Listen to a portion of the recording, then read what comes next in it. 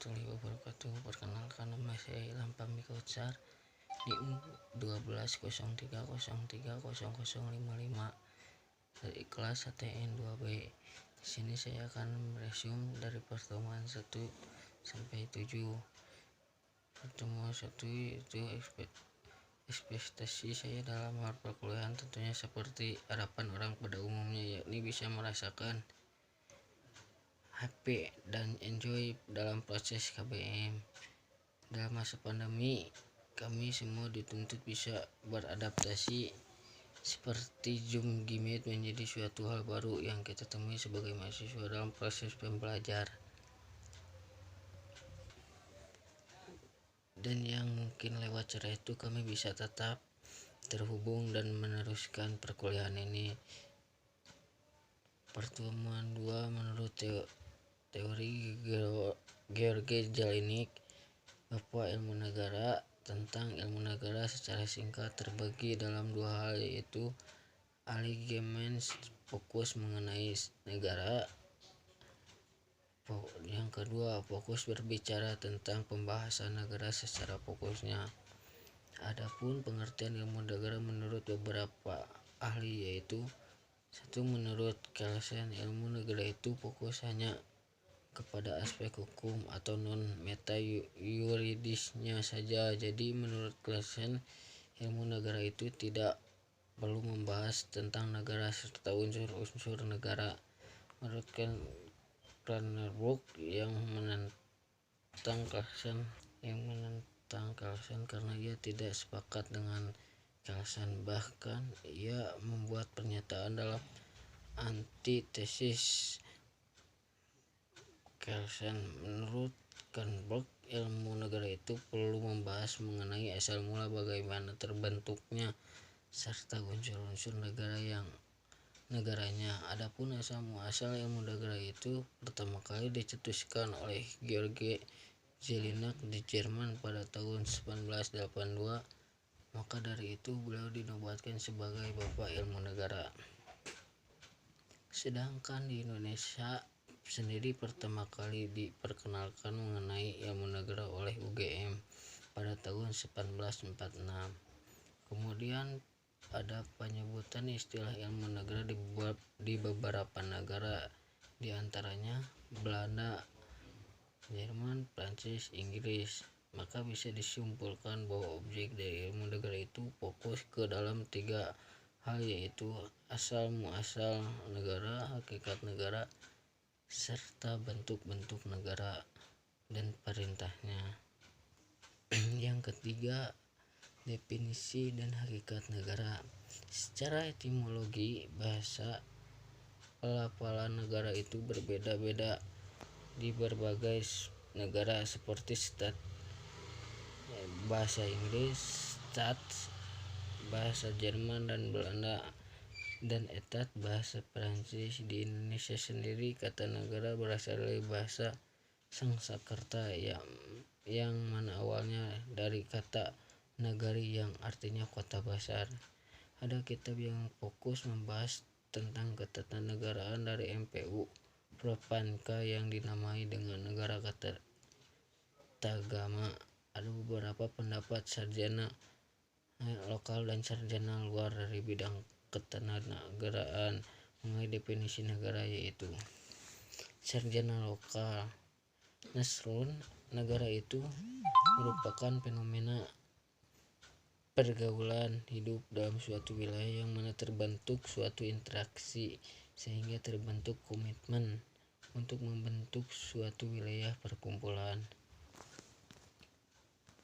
Sarjana luar Aristoteles merangkum negara adalah sebuah konteks kehidupan manusia, keluarga, desa, dan memiliki tujuan yang baik.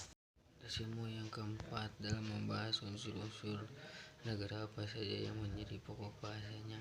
Yang pertama, wilayah. Tentu saja setiap negara memerlukan suatu wilayah yang berdaulat dalam mahkamah internasional. Dalam Island of Pamalakas Air Force display the activities of a state yang berartikan kedaulatan wilayah, di mana setiap negara mesti memiliki wilayah yang berdaulat, yang dimana wilayah tersebut tidak boleh dipersangkakan oleh negara lain.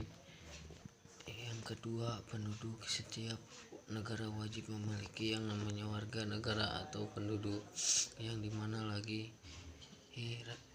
rakyat itu harus berdaulat. Jadi warga negara itu tersebut bukan negara orang lain, dan kewarganegaraannya diakui oleh suatu negara itu sendiri. Yang pertama, penduduk ini menentukan tempat ia tinggal, lalu tempat tinggal itu dapat dijadikan tuntunan sebagai lingkungan ketentuan dalam artian ikatan bangsa.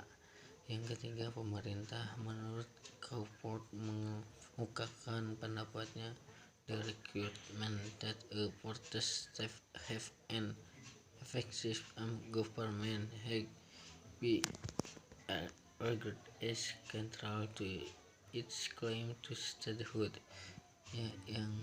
Jadi yang dinamakan sebuah negara itu harus memiliki sebuah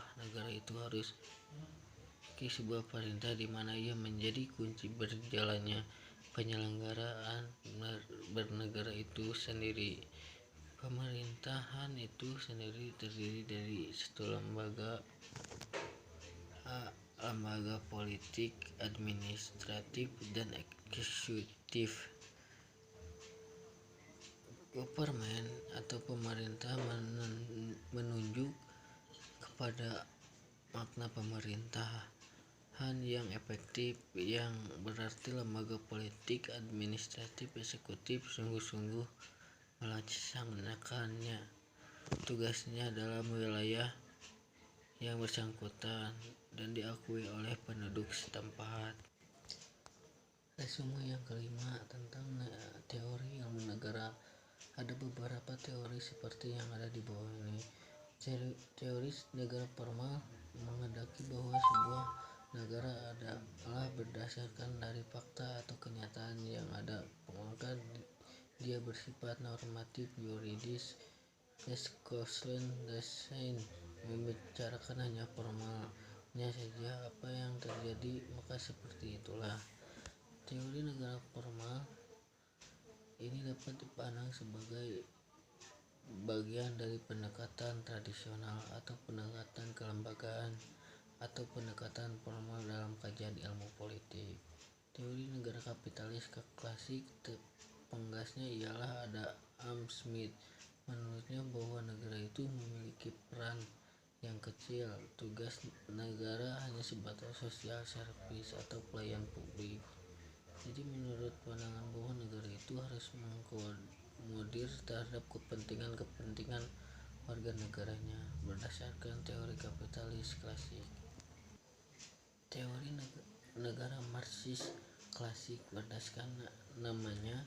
Teori ini dicetuskan oleh salah satu tokoh, yakni Karl Marx pada tahun 1818 sampai 1883. Dalam pandangannya, negara itu hadir karena kaum borjuis atau kaum bermodal yang bertujuan untuk menindas kaum yang lemah atau proletar. Teori negara Bonapartis pencetusnya ialah Louis Bonaparte. Ia mengemukakan pandangannya bahwa adanya negara tidak jauh berbeda dengan pandangan Karl Marx, yaitu negara ialah satu alat untuk mewujudkan sindikat kapitalisme, yang di mana hadirnya negara tersebut terjadi atau munculnya suatu pertentangan kaum buruh dan kaum pemodal. Maka disimpulkan menurut Bonaparte, negara menguntungkan mereka yang kuat. Resume yang keenam, terdapat beberapa teori, diantaranya teori pluralis.